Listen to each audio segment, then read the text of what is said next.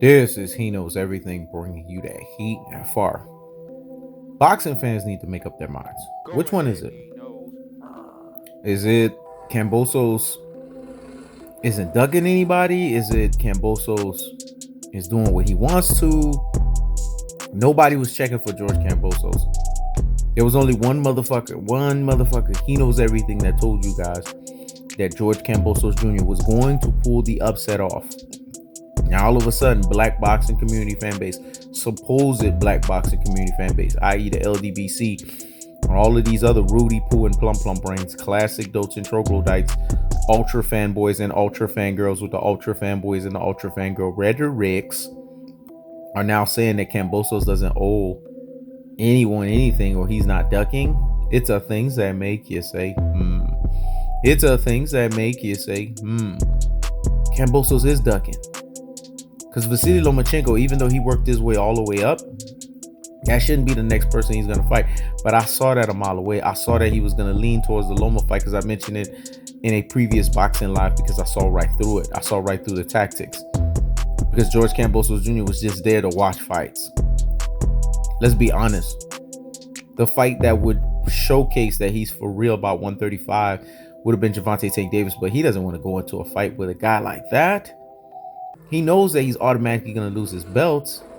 Now he's what we call belt drunk. Let me say it again. He's belt drunk. He's drunkard with the belt because now he's tasted the belt. Now he knows what the belt feels like. He wants to be part of that belt. We need to be honest with ourselves here. We need to tell ourselves the cold-hearted, the unadulterated, the cutthroat truth teller fashions that's associated with what we're saying. And we need to tell the truth of the fact of the matter. That's what it is. When fighters get belts that they've never had before, they get drunk by the belt. Let's just be honest. That's what's happening right now. He's drunk by the belt. So when it's all said and done, he's going to duck the Gervonta Tank Davises of the world. Devin Haney was never going to get this fight because he was always playing in Devin Haney's face. Everyone plays in Devin Haney's face. Everyone knows that Devin Haney's an email champion because Devin Haney didn't win his belt. They just gave it to him. I guess people are going to say, well, Vasyl Lomachenko ducked him. But at the end of the day, if he would have had Gary Russell Jr. in his column, in his history line, he would have had accreditation.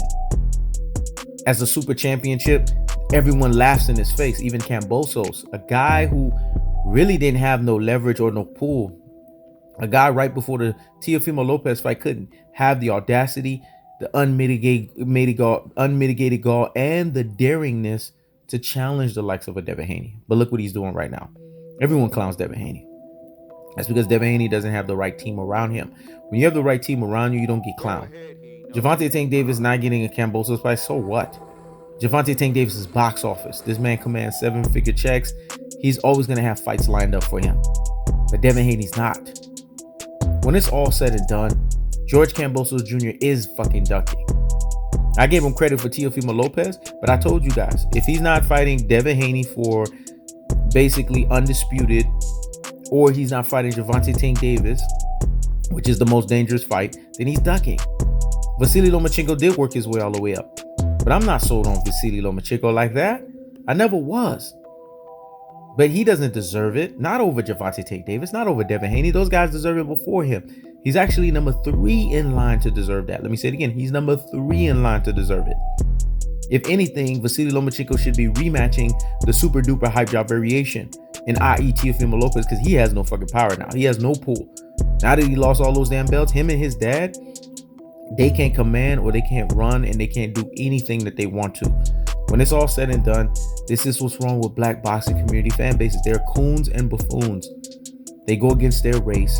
They divide and conquer. They conquer and divide. This is what they do at their truest and their most properest levels. And now all of a sudden, Devin Haney is not ducking no one. George Kambosos Jr. is not ducking no one. George Kambosos Jr. is basically doing what he wants to. Look at how they're getting behind this guy. They weren't checking for this guy. I guess it's jump and dick ride on the next bandwagon. Let me say it again. Jump and dick ride on the next bandwagon. When it's all said and done, George Kambosos Jr. is ducking now. Now it's time to keep the foot on the whoop on the knees and keep the foot on the whoop on the knees on George Kambosos Jr. Why? Because he had one or two options.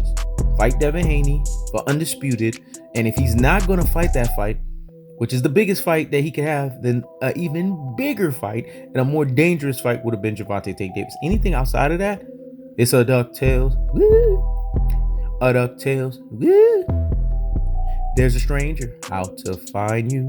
There's a stranger out to find you. What to do is grab on you some DuckTales. Woo! It's a fucking DuckTales. That's the cold-hearted. That's the unadulterated. That's the cutthroat to telefashion. I keeps the foot on the whoop on the Neeks.